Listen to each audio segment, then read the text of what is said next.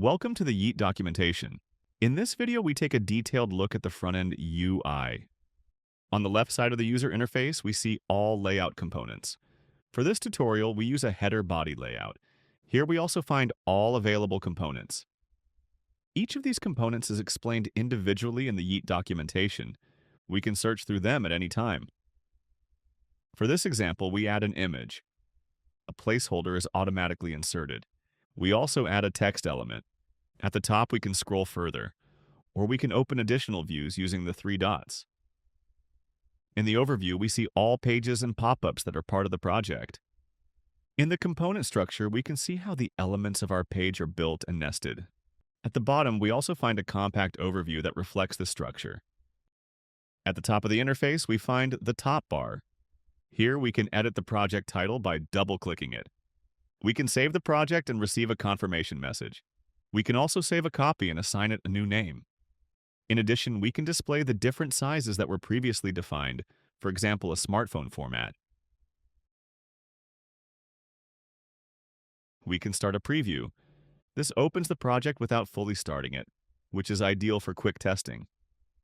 We can scroll through our pages, we can switch between different sizes, and we can change the theme if multiple themes are available. We can also start the application as a user in order to fully test the software. In the top right corner, we find the documentation, the user menu, and the language selection. Directly below that, we see an overview of all pages that exist in the project. Here we can also open pop-ups and edit them directly in context. We can undo actions, we can redo actions, we can display a ruler, and we can show or hide layout frames. The toolbar always appears where we click on an element. By default, it is not fixed. If we want it to stay at the top, we can move it there and fix it in place. The toolbar changes depending on which element is selected. If I click on the image, for example, I can edit the standard settings. This includes pickers for margin and padding. These areas are always highlighted in orange. I can adjust the size, change parameters, and set the size to automatic. I can change the state, for example, to hover. I can adjust the background color, add a shadow, or set a border. For this specific component, I can also define a link and enter an image URL. I can copy elements, delete elements, and open the detail panel.